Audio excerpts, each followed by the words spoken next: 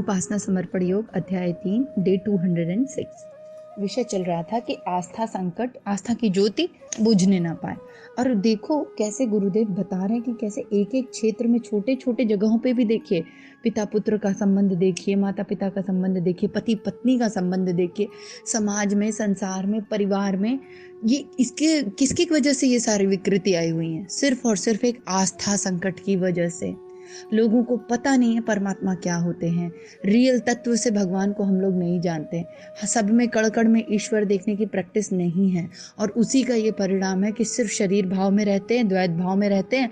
और जब द्वैत भाव में रहते हैं तो कैसे संबंध रहते हैं? पिछले सेशन में हम लोगों ने देखा ना कि शादी हो रखी है और बस जानते ही नहीं है, इतने इतने सालों से एक दूसरे के साथ हैं पर कुछ पता ही नहीं है। बड़े बड़े प्रेम पत्र लिखे थे विवाह से पहले और अभी कुछ क्यों? क्योंकि जिसको हम जानते थे वो तो शरीर को जानते थे ना, और जिसके साथ संबंध था वो तो सिर्फ शरीर का था ना हमने कभी आत्मा को टटोला स्वयं की और ना सामने वाले की। और देखो, सामने वाले की आत्मा को टटोलने की जरूरत नहीं है। ये तत्व ज्ञान इतना शानदार है, गीता में भी अर्जुन को कृष्ण भगवान यही कहते हैं ना कि ज्ञान से बढ़कर कुछ भी नहीं है। तो वो क्या है कि ये तत्व ज्ञान हो जाना कि मैं कौन हूँ, मेरा क्या स्वरूप है। जैसे ही आपको स्वरूप का और ये सब आस्था से आता है, उपासना, साधना, आराधना, ईश्वर के प्रति श्रद्धा, यही सब है ना आस्था। और ईश्वर के आदर्श पे चलना, उसके बाद ही तो क्लींजिंग प्रक्रिया शुरू होती है। आगे कहते हैं कि इन दाम्पत्य जीवनों का जो ढांचा खड़ा रहता है और जिस प्रकार अंत होता है, उससे निराशा और दुख ही हाथ लगता है। बाहर आदमी कैसी भी तड़क भड़क बनाए, पर पारिवारिक जीवन में भी विश्वास, निष्ठा, आत्मीयता का अभाव रहने पर मनुष्य अपने आप को सर्वथा एकाकी और असहाय अनुभव करता है। न कोई उसका, न वह किसी का। वास्तविकता सामने रहती है। देखिए गुरुदेव भी यहाँ पे क्या बता रहे कि दाम्पत्य जीवन का जो ढांचा खड़ा करते हैं, ऐसा निराशाजनक अंत होता है कि बाहर से तो हम लोग इतना तड़क भड़क और इतनी चीजें, विवाह में तो देखिए कितना धन, इतने सुंदर सुंदर दूल्हा दुल्हन, कपड़े, गहने, दहेज, भोजन, व्यवस्था, और बस शादी होती है और कुछ दिनों बाद क्या ये हो रहा है, वो हो रहा है। ये सब क्यों क्यों हुआ? ये कहाँ गया वो सारा वैभव, ऐश्वर्य, वो आपका धन, ये सारी चीजें जो आप दिखा रहे थे, जिसमें हम लोग आनंद की प्राप्ति करते रहते हो, जिसमें हम सुख ढूंढते रहते हो, कहाँ चला जाता है वो सारा अचानक से? क्यों? क्योंकि सुख तो उसमें कभी से था ही नहीं, उस तड़क भड़क चीजों में। सुख तो परिवार के जीवन में विश्वास, निष्ठा, आत्मीयता, प्रेम। आजकल इतनी प्रॉब्लम है परिवारों में, लाइव भी देखते हैं, इतना दुख होता है अंतःकरण से। सही बताऊं, धन ही सब कुछ हो गया है। लोगों को लगता है कि धन होगा तो ही परम शांति। हम ये भूल गए कि हमारे अंदर परमात्मा नाम की कोई चीज है जो प्रेम और आत्मीयता से प्रकट होते हैं, और आपका संकल्प बल से चीजें चलती हैं।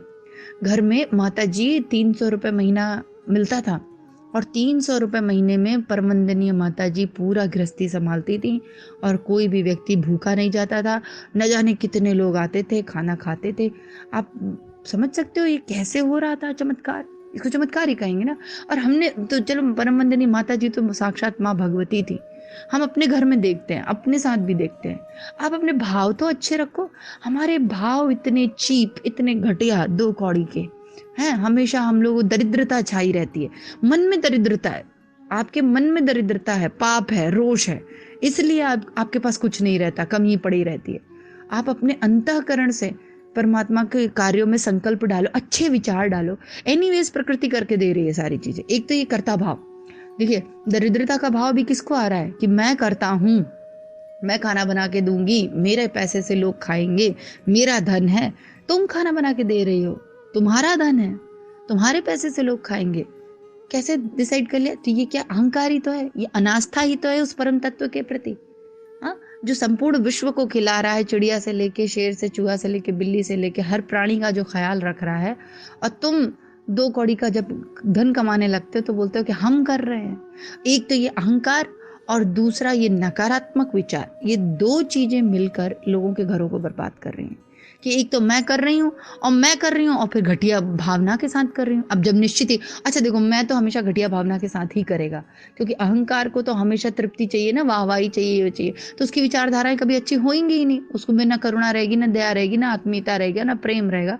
वो तो हमेशा इसी भाव से करेगा कि मैं को तृप्ति मिले, चार लोग मैं के लिए ताली बजाएं, मैं की आरती उतारें इसलिए मैं कर रहा होगा। तो मैं के संकल्प तो सदैव से ही गलत थे और गलत ही रहेंगे और गंदे ही रहेंगे। तो जब तुम्हारे संकल्प ही गंदे हैं, गलत हैं, घटिया हैं, निकृष्ट है, तो उसका आंसर, उसका उत्तर, आउटपुट कैसे सही आ सकता है? और फिर हम लोग कहते हैं कि अरे ये कम है, वो ज़्यादा है, सब परिवार में लड़ाई झगड़ा चल रहा है, अच्छे से लोग नहीं रहते हैं मिलजुल। कैसे रहेंगे? आपको परमात्मा के प्रति आस्था ही नहीं है, आपको पता ही नहीं है कुछ कि ईश्वर क्या होते हैं। तो गुरुदेव यहाँ कह रहे कि इतना तड़क भड़क के साथ शादी ब्याह किया और उसके बाद फिर मनुष्य पूरी जिंदगी अभाव और असहाय अनुभव करता रहता है। न कोई उसका और न वह किसी का, वास्तविकता सामने रहती है। सही बात है ना। वो व्यक्ति अब स्वार्थ इतनी गंदी चीज है ना, अहंकार इतनी गंदी चीज है। अपना अपना देखो, अपना अपना करो, ये जो कंसेप्ट है ना, ये बहुत घटिया है। एक बूंद रक्त की कोई कीमत नहीं होती है, पर मनुष्य सिर्फ अपने अपने में लगा है। वो कैसे समझेगा कि इतने स्वार्थी रहोगे तो कैसे जीवन चलेगा? इतने सेल्फिश रहोगे तो कुड़ते ही तो रहोगे। छल और दिखावे का ताना बाना यदि स्त्री बच्चों के साथ भी बुनते रहना पड़े तो मन कितना भारी, कितना उदास, कितना क्षुब्ध और कितना उखड़ा उखड़ा रहता है। इसकी कल्पना में भी कष्ट होता है। सही बात है। अपने घर में सोचो, अपने बच्चों के साथ, अपने परिवार के साथ। मैंने तो बहुत केस देख लिए, मतलब कलयुग में भी माता पिता बच्चों के साथ सच्चे नहीं है, बच्चे माता पिता के साथ सच्चे नहीं, दिखावा कर रहे हैं। और दिखावा भी क्या कि या तो देखो, दो ही चीजें मनुष्य को चाहिए रहती है, या तो धन का लोभ रहता है या अपनी वाहवाही लूट, अहंकार की तृप्ति। मूल रूप से तो अहंकार की तृप्ति रहती है अक्सर जगहों पर। इसके चलते झूठा दिखावा कर रहे हैं, ऊपर से खूब मुस्कुरा रहे हैं, खूब बढ़िया से बिहेव कर रहे हैं, और अंदर से जलन, कुड़न, कंपटीशन। अच्छा, जब पकड़ में आता है ना, इतना दुख होता है। और आज देख के तो लग रहा है कि जैसे गुरुदेव साक्षात जीवन में हैं, क्योंकि अभी पीछे कुछ दिनों में इस तरीके की घटनाएं भी घटित हुई, तो मन अंतःकरण फट जाता है, सही बताएं तो देखकर। क्योंकि कैसा होता है कि आपको एक तो उनके अंदर के भाव पता चल रहे होते, वाइब्रेशन वैसी आ रही होती है, और ऊपर से वो मुस्कुराता चेहरा, और अंदर से वो कंपटीशन, जलन, ईर्ष्या, द्वेष। तो लगता है कि ये क्या कर रहे हैं हम लोग अपने जीवन के साथ, अपने परिवार के साथ। काय का परिवार अगर इतनी भावना गंदी है। अच्छा, एक और चीज, एनर्जी फील्ड नेगेटिव क्रिएट होता है, ये अपने को नहीं पता। जब हम लोग मन ही मन किसी से जलन, कुड़न, ईर्ष्या, द्वेष, राग कर रहे होते हैं और जबरदस्ती वहां घुसे रहते हैं और ऊपर से मीठा मीठा कर रहे होते हैं, ये गलत है। इससे क्या हुआ, एक नेगेटिव एनर्जी फील्ड क्रिएट हो रहा है। तो अब इसका इम्पैक्ट कहीं ना कहीं तो पड़ेगा। उस समय तो हमें नहीं पता चल रहा है, लेकिन निश्चित ही उन नकारात्मक भावनाओं का इफेक्ट आपके शारीरिक स्वास्थ्य पर, या आपके मानसिक स्वास्थ्य पर, या आपके जीवन के कार्यों पर, आपकी कंसीव करने की पावर पर, बहुत सी चीजें होती हैं, उन सब पर पड़ेगा, सब पे पड़ेगा। क्यों? क्योंकि आपने इतनी नेगेटिविटी फैला रखी है अपने इर्द गिर्द। और अच्छा, किसी और ने नहीं फैलाई है, हम ही स्वयं क्या कर रहे हैं, कंपटीशन कर रहे हैं, जलन कर रहे हैं, ईर्ष्या कर रहे हैं, कौन फर्स्ट कौन सेकंड। यही होता है ना परिवारों में, ऐसे ही तो रहते हैं हम लोग, ऊपर से मुस्कुराते रहते हैं, हाँ जी हाँ जी। लेकिन परमात्मा तो एनर्जी फील्ड की तरह ही होते हैं, वो तो एनर्जी है पूरी। निराकार ब्रह्म तो पूर्ण रूप से एनर्जी है, आप जैसे उसको मेंटेन करना चाहे करें। तो गुरुदेव यही कह रहे हैं कि मन तो इतना उदास और खिन्न हो जाता है ऐसी परिस्थितियों में। फिर जिन लोगों को सारा जीवन इसी वातावरण से भरे पारिवारिक जीवन में बिताना पड़ता है, उनकी क्या गति होगी? उसे अनास्थावान भौतिकवादी पश्चिम के देशों में जाकर प्रत्यक्ष ही देखना चाहिए। पश्चिम के देशों में ऐसे ही है ना, वेस्टर्न कल्चर, अपना अपना देखो, अपना अपना करो। और सच में बहुत दुख की बात है कि अगर सारी जिंदगी ऐसे लोगों के बीच बितानी पड़े, बाहरी ठाट बाट, शौक मौज के मन बहाल बहलाव से क्या बनता है? आंतरिक निराशा हर घड़ी खाती रहती है, नशा पीकर गम करते रहते हैं, और आंतरिक उद्वेगों की आग में मरघट की चिता बनकर जलते रहते हैं। एकदम परफेक्ट गुरुदेव लिखते हैं इसमें। और ये सच है, ये वेस्टर्न कल्चर था, और हमारे अब तो भारत में भी आ गया, बड़े बड़े शहरों में, बम्बई में, दिल्ली में, पूना में, तो आपको ये बहुत देखने मिल जाएगा। क्योंकि हम लोग बहुत तेजी से वेस्टर्नाइज कर रहे थे अपने आप को पिछले कुछ दशकों में। और उसका नतीजा ये है कि जो वहाँ पे लोगों का किसी से कोई आत्मीयता तो होती नहीं, ना करुणा होती है, ना दया होती है। तो अंदर वाला तो तड़प रहा है, मरा जा रहा है अंदर वाला। अंदर जो आत्मा बैठी है उसके प्राण छूट रहे हैं। हनन की हुई आत्मा नरक में जाती है, गुरुदेव ने लिखा है। और तो उसका तो हनन हो रहा है प्रति पल, और ऊपर से मुस्कुराता चेहरा, बड़ा सा घर, बड़ी सी गाड़ी, खूब ढेर सारे पैसे, डॉलर, और अंदर से तो तुम मरे जा रहे हो ना। तो ये तुम क्या करोगे? चरस गांजा ही तो पियोगे अपने मन को शांत करने के लिए, नहीं तो कुछ और किसी को या किसी के ऊपर आक्रमण कर दोगे, मर्डर करोगे किसी को। यही सब तो करते हैं ना, और क्या करते? क्रोध आएगा या तो बहुत, और हम समझ नहीं पा रहे कि क्रोध क्यों आ रहा है। हमको आइडिया भी नहीं लग रहा है कि क्रोध इसलिए आ रहा है कि मैंने ये जो मुखौटे वाली जिंदगी अपना के रखी, दिखावटी, जो मैं प्रकृति के साथ एक रूप नहीं हूँ, जो मैं सहज नहीं हूँ, जो मैं शरीर भाव से ऊपर नहीं उठ पा रहा हूँ, इसी के कारण मेरी जिंदगी का ये हाल हो रखा है। तो इंग्लैंड के डॉक्टरी पत्र ब्रिटिश मेडिकल जर्नल में उस देश में बढ़ते हुए पागलपन का विस्तृत विवरण छपा है। उसमें लिखा है कि इस देश में पागलों, अर्धविक्षिप्तों और सनकियों की संख्या तेजी से बढ़ रही है। अस्पताल में जितने रोगी भर्ती होते हैं उनमें से प्रायः आधे मानसिक रोगों से पीड़ित होते हैं। गत 5 वर्षों में यह संख्या प्रायः 10 गुनी हो गई। ये मानसिक रोगों की हम बताएं, ये तो गुरुदेव अमेरिका इंग्लैंड का एग्जाम्पल दे रहे हैं कि अस्पताल में मैक्सिमम लोगों सारी विकृति ही मानसिक है। हम तो बहुत परिवार देखा मैंने, बहुत बड़े परिवार भी देखे, लोग बहुत बड़े इन द सेंस बहुत ढेर सारे लोगों के साथ रहना, चाचा ताया का चाची दादी नानी काकी बुआ सबके साथ। और जब भी मैं रूट कॉज पकड़ने की कोशिश करती थी कि अच्छा ये समस्या का क्या समाधान हो सकता है, ठीक है चलो परिवार में ये प्रॉब्लम आ रही, इनका इनसे नहीं बन रही, उनकी उनसे नहीं बन रही, इसका उनसे मनमुटाव है, मूल में मैंने जो एक चीज़ पाई कि लोगों को अपने स्वरूप का ज्ञान नहीं है। ये बहुत बड़ा संकट है।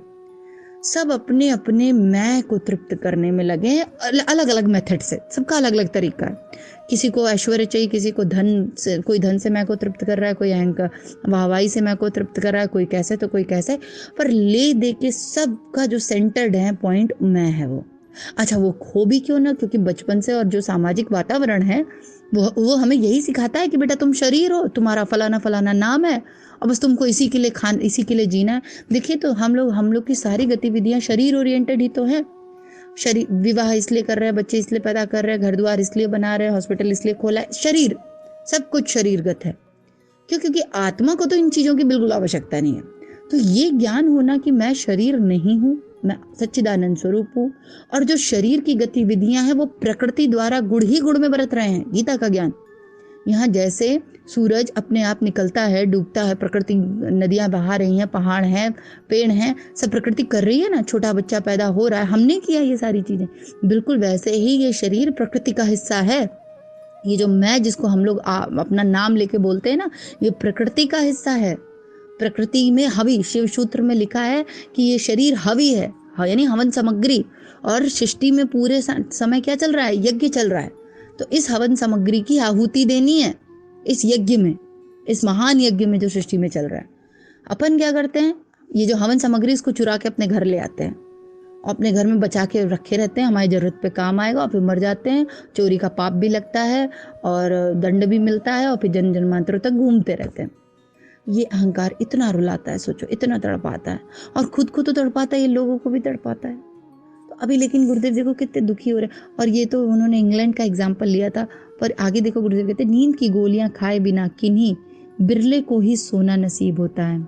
मानसिक तनाव से उत्पन्न अनिद्रा महा एक सभ्य रोग है। शराब पिए बिना चैन नहीं। आखिर भीतरी उद्वेग को दबाने के लिए नशे के अतिरिक्त और किसका सहारा लिया जा सकता है? सही बात है, ऐसा मेंटल, अच्छा यहाँ तो चलो मान लो नशा कर रहे हैं, हमने तो देखा कि घरों में जो स्त्रियां हैं एकदम डिप्रेशन में हैं और यही सब मानसिक रोग, पर वो तो नशा कैसे करें? भारत में तो भाई नशे वशे का स्त्रियां नशा करती हूँ ऐसा कोई कल्चर तो है नहीं। वेस्टर्न बड़े शहरों में भले ही हो अभी, पर गाँव में तो अभी इतना नहीं प्रचलन है। तो वो पागल हो जाती हैं, वो मेंटल सिक हो जाती हैं, डिप्रेशन में आ जाना और बीमार पड़ जाना, रोगी हो जाना, ये सब घटना है। पर देखो मुझे दुख इस चीज़ का होता है, शायद गुरुदेव भी यही कहना चाहते हैं कि इसका सलूशन है, इसका उपाय है। पहले तो वो व्यक्ति सुनने को तैयार नहीं होता कि भाई तुमको मानसिक रोग इसलिए है क्योंकि तुमने अपने ऊपर काम नहीं किया है, तुमको आस्था संकट हो गया है, तुमको पता नहीं है कि परमात्मा कौन है। घंटी तुम रोज बजाते हो, रामायण भी बहुत पढ़ते हो और गीता भी, पर तुमको एग्जैक्टली पता नहीं है कि राम कौन है और कृष्ण कौन है और तुम कौन हो, और तुम कैसे राम और कृष्ण से अलग नहीं हो, और कैसे तुमको राम और कृष्ण के लिए ही जीना है, अपने लिए जीने नहीं आए हो। लेकिन ये सारा ज्ञान होते ही एनलाइटमेंट हो जाएगा और एनलाइटमेंट होते ही सब देवी टर्न हो जाएंगे, तो ये देवासुर संग्राम कैसे कंप्लीट होगा। इसलिए ये जो असुरत्व है ना, वो असुर कोई अलग से नहीं आएंगे, असुर यही लोग असुर हैं। ये अहंकार जो है ना, मैंपना, यही सबसे बड़ा असुर है। देखो यही तो सारे रोग पैदा कर रहा है, द्वेष पैदा कर रहा है, परिवार में स्थितियां खराब कर रहा है। तो कौन है सबसे बड़ा असुर? अहंकार। और कौन है सबसे बड़ा देवता? आत्मा। तो अब ये आत्मा और अहंकार की लड़ाई है, जीवात्मा और अहंकार की। तो इसमें अपने को जीतना है। तो गुरुदेव कह रहे हैं इसमें कि हमको ना आस्था संकट जो क्रिएट हुआ है उस पर काम करने का एक ही तरीका है, उपासना, साधना, आराधना। साधना के बिना, यही आध्यात्म के बिना इसका आपको बताया, जीवन में मतलब पूरे एक मनुष्य जीवन की जितनी समस्या हो सकती हैं, जितनी आप गिना लीजिए, उन सब का इलाज आध्यात्म है। उन सब का इलाज स्वरूप का ज्ञान है। बिना स्वरूप के ज्ञान के, बिना परमात्मा को तत्व से जाने हुए कुछ भी हल नहीं मिलने वाला है। तो इसी भाव के साथ आज का यहाँ समाप्त करते हैं और माँ गायत्री से यही प्रार्थना करें कि हम सब में द्वैतपना तो बना ही रहेगा, प्रकृति है, लेकिन हमें ज्ञान अर्जन हो, सच्चा अध्यात्म पता चले, परमात्मा क्या है। ये आस्था संकट जो हो गया है कि ईश्वर नहीं होता, मैं ही मैं हूँ, ये सब दूर हो। तो इसी भाव के साथ माँ गायत्री से प्रार्थना। ओम भूर्भुवः स्वः तत्सवितुर्वरेण्यं भर्गो देवस्य धीमहि धियो यो नः प्रचोदयात्। जय गुरुदेव, सभी को प्रणाम। हमारे YouTube चैनल को सब्सक्राइब करें और बेल आइकन को दबाकर ऑल पर क्लिक करें ताकि नोटिफिकेशंस आपको मिलती रहें।